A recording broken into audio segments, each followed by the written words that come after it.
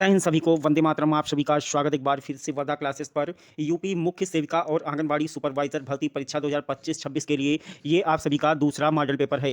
कल यहाँ पर टेस्ट सीरीज आप सभी की शुरू कर दी गई है। आप सभी के कहने पर यहाँ पर फ्री ऑफ कास्ट चैनल के माध्यम से आप सभी को तैयारी करवाई जा रही है। जितने भी भाई बहन अभी तक नहीं जुड़े हैं, जो भाई बहन वीडियो को देखेंगे और मुख्य सेविका और यहाँ पर आंगनबाड़ी सुपरवाइजर की तैयारी करना चाहते हैं तो चैनल को अवश्य सब्सक्राइब करेंगे। पर डे आप सभी को जितने भी पिछली परीक्षाओं में पूछे गए प्रश्न हैं उन सभी को यहाँ पर डिस्कस किया जाएगा, जिससे कि आप सभी की तैयारी में काफ़ी ज़्यादा बेनिफिट मिलेगा। और यहाँ पर मॉडल पेपर 2 है, इसको आप सभी ज़्यादा से ज़्यादा शेयर करिएगा और लाइक भी करिएगा वीडियो को। टॉप 50 क्वेश्चन हम लोग करेंगे और सभी टॉपिक से मिक्सअप क्वेश्चन होंगे। यहाँ पर मुख्य सेविका और आंगनबाड़ी सुपरवाइजर का जो कॉमन वाला पार्ट है, यानी कॉमन पोर्शन जो है सिलेबस का, उसके क्वेश्चन इस टाइम हम लोग यहाँ पर कर रहे हैं। कंबाइन प्रैक्टिस सेट चल रही है, तो दोनों एग्जाम के लिए यहाँ पर बेनिफिट होने वाला है। तो चलिए शुरू करते हैं। और पूरा पेपर जितनी भी टेस्ट सीरीज आप सभी को दी जाएंगी, अगर आप सभी लगा लेते हैं तो पूरा पेपर यहीं से फंसेगा। तो जल्दी से ज्वाइन करना ना भूलिए। चलिए शुरू करते हैं।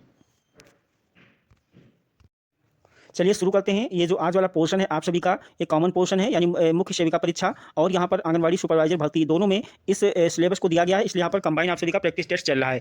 फर्स्ट क्वेश्चन है, इनमें से कौन सा व्यापक जन समूह हेतु आहारी लक्ष्य है? तो यहाँ पर उपरोक्त सभी हो जाएगा इसका आंसर। ऑप्शन देख लीजिएगा आप सभी। अगला यहाँ पर प्रश्न है, यह प्रसव प्रारंभ होने, यानी यहाँ पर देख सकते हैं प्रसव प्रारंभ होने के बाद आरंभ होती है और प्रसव के बाद तक चलती है, जिसमें माता और शिशु की जांच होती है। तो यहाँ पर क्या होता है, इसका आंसर क्या सही हो जाएगा आप सभी के लिए, क्योंकि ये क्वेश्चन था प्रसवकालीन देखभाल के संबंध में से क्या सत्य है, तो यही सत्य है। बाकी यहाँ पर यह गर्भावस्था की अंतिम तिमाही के दौरान होता है, ये सारे ऑप्शन गलत हो जाएंगे। हेपेटाइटिस बी किसके कारण होता है? तो हेपेटाइटिस बी जो है आंत्रेतर मार्ग से यहाँ पर होता है।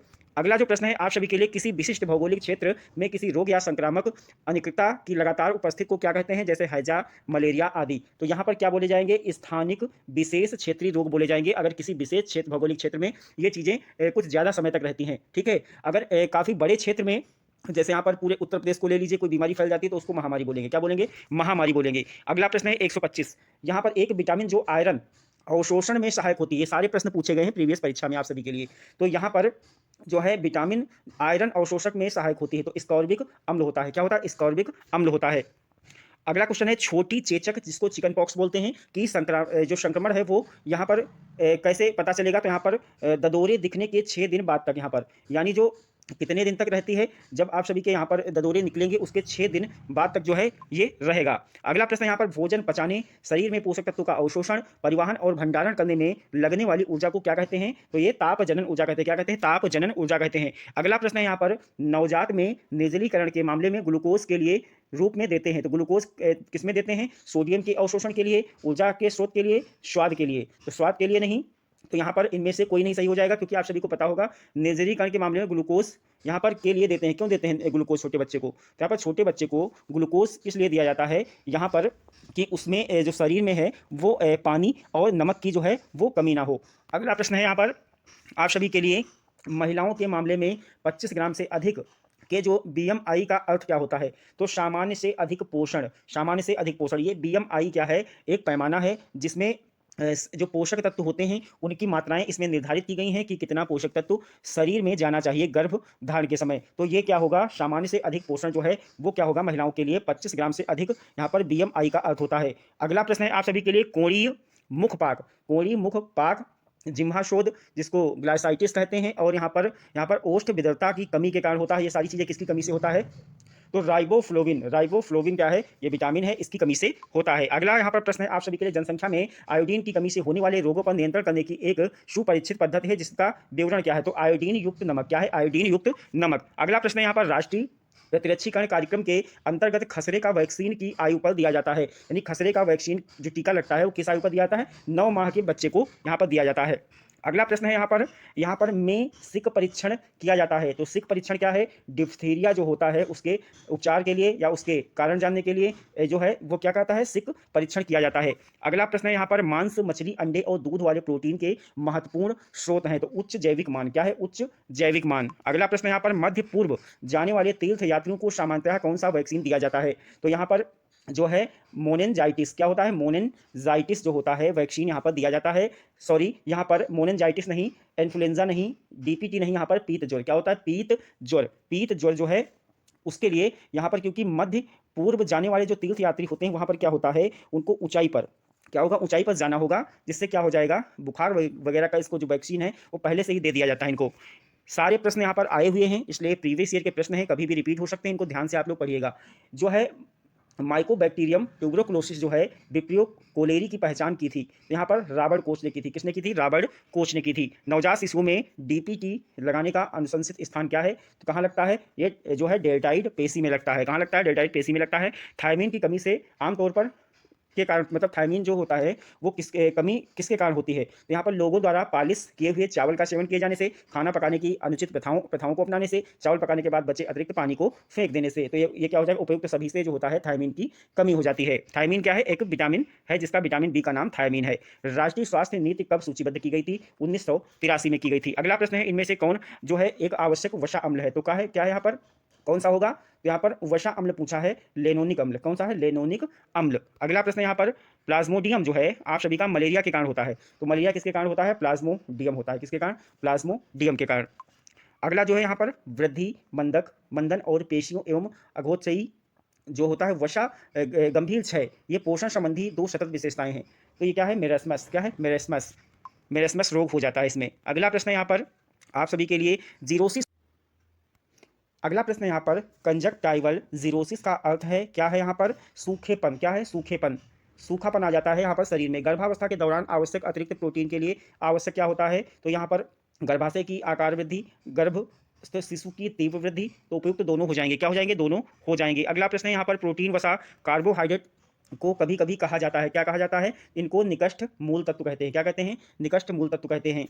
अगला प्रश्न है यहाँ पर, फेफड़ों को छोड़कर अन्य किसी अंग के क्षय को ट्यूबरोक्लोसिस से पीड़ित रोगियों को कहा जाता है, टीबी केस कहा जाता है। क्या? Extra pulmonary TB case. अगला यहाँ पर प्रश्न है, जो आरडीए की सीमाएं क्या हैं?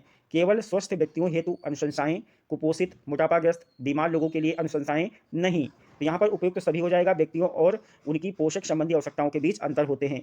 अगला प्रश्न है यहाँ पर आप सभी के लिए, व्यक्ति की पोषक स्थिति का आकलन करने के लिए इनमें से किस विधि को अपनाया जाता है? तो यहाँ पर पोषक संबंधी निमित्तीय पोषक संबंधी संकेतों की, यानी जो क्लिनिकल जांच होती है, रिपोर्ट होती है, जिस पैथोलॉजी में जो कराते हैं, और यहाँ पर जैव रासायनिक आकलन भी, ये सारी विधियां जो हैं उपयुक्त सभी, इसका आंसर हो जाएगा। अगला प्रश्न है आप सभी के लिए, ICDS योजना के अंतर्गत 6 वर्ष तक की आयु के बच्चों को दिए जाने वाले प्रोटीन की मात्रा कितनी है? 8 से 10 ग्राम है। अगला प्रश्न यहाँ पर, दस्त तर्कसंगत प्रक्रिया है यहाँ पर, तो यहाँ पर चिकित्सा, नमक, शक्कर का घोल, घरेलू भोजन, ये क्या हो जाएगा? उपयुक्त सभी, इसका आंसर हो जाएगा। गर्भावस्था के दौरान फोलिक अम्ल युक्त अनुपूरकों का सेवन जोखिम घटाता है, तो तंत्रिका नाल दोष को कम करता है।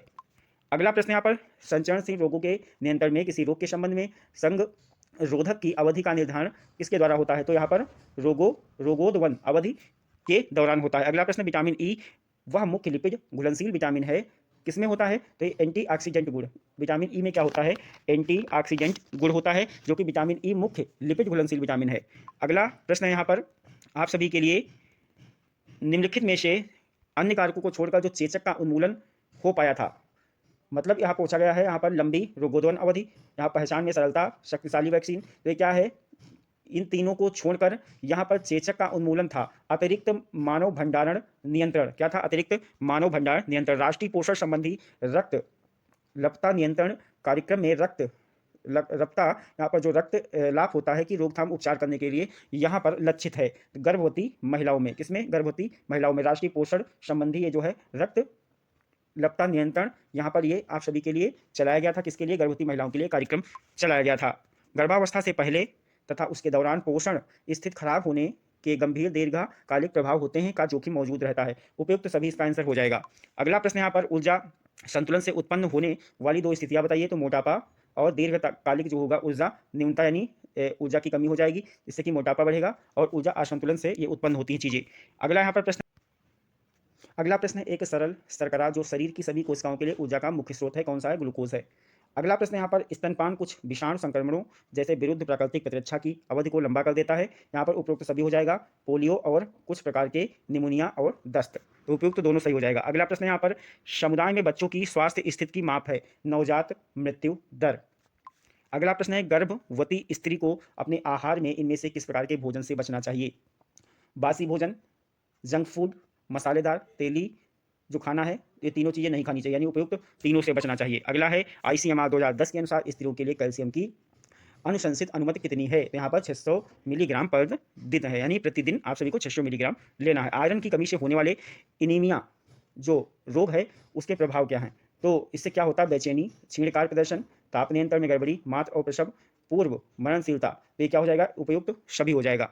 अगला प्रश्न है गर्भावस्था के दौरान कारण आधारी चयापचयन वृद्धि होती है, यानी यहाँ पर चयापचयन में वृद्धि होती है, उपयुक्त सभी हो जाएगा। यही त्वरित ऊतक संश्लेषण, सक्रिय ऊतक द्रव्यमान में वृद्धि, हृदय वाहिकी और प्रस्फुली कार्य में वृद्धि, उपयुक्त सभी हो जाएगा। अगला प्रश्न है गर्भावस्था के दौरान आयोडीन न्यूनता विकार किस प्रकार के गर्भस्थ शिशु को प्रभावित करते हैं? तो उपयुक्त सभी हो जाएगा, यानी भयंगापन हो सकता है, मुख बाध्यता हो सकती है, तंत्रिका कृत्रिमता भी हो सकती है। शाकाहारी माता में किसकी कमी होती है? विटामिन B12 की होती है।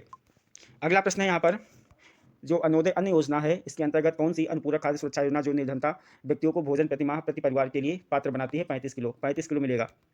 अगला प्रश्न है यहाँ पर प्रसव पूर्व विकास में शामिल है, उपयुक्त सभी हो जाएगा। क्या हो जाएगा? उपयुक्त सभी हो जाएगा, यानी यहाँ पर गर्भधारण पूर्व अवधि, भ्रूणी अवधि और यहाँ पर गर्भस्थ अवधि, ये सारी हो जाएंगी, उपयुक्त सभी हो जाएगा। अगला प्रश्न है यहाँ पर कर्ण मूल शोध जिसको गलसुआ बोलते हैं में अधिकतम संक्रमणता के कारण होता है, किसके संक्रमण से होता है? ये तो सूजन की शुरुआत होगी, तो यहाँ पर इससे पता चल जाएगा। यहाँ पर गलसुआ जो बीमारी होती है आप सभी को पता होगा, उसमें क्या आ जाती है? सूजन आ जाती है। क्या आ जाती है? सूजन आ जाती है।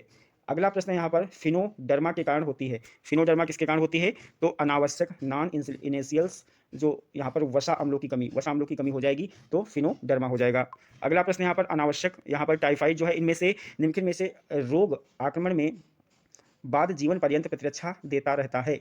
टाइफाइड क्या है? टाइफाइड यानी पूछा गया है इनमें से कौन सा रोग आक्रमण के बाद जीवन पर्यंत प्रतिरक्षा देता जाता है की अवधि टाइफाइड है। क्या है? टाइफाइड है। तो ये कुल यहाँ पर प्रश्न कुछ अटपटे लग रहे होंगे, लैंग्वेज कुछ ऐसी लग रही होगी आप सभी को, बट यहाँ पर इसी तरीके से जो है पेपर में ये प्रश्न आप सभी के आएंगे, क्योंकि ये आहार पोषण और यहाँ पर जो है महिलाओं से संबंधित यहाँ पर प्रश्न है, ये भर्ती ही महिलाओं की है, इसलिए इसी तरीके के प्रश्न आएंगे। तो अपना स्कोर कमेंट बॉक्स में जरूर बताइएगा और टेस्ट सीरीज कैसी लगी है। पर डे आप सभी को प्रीवियस ईयर के क्वेश्चन कराए जा रहे हैं, तो अभी चैनल से जुड़ जाइए और पर डे और इन प्रश्नों का मजा लीजिए और फ्री ऑफ कास्ट आप सभी की, जब तक आप सभी का भर्ती पूरा नहीं हो जाता लगातार टेस्ट सीरीज चलती रहेगी।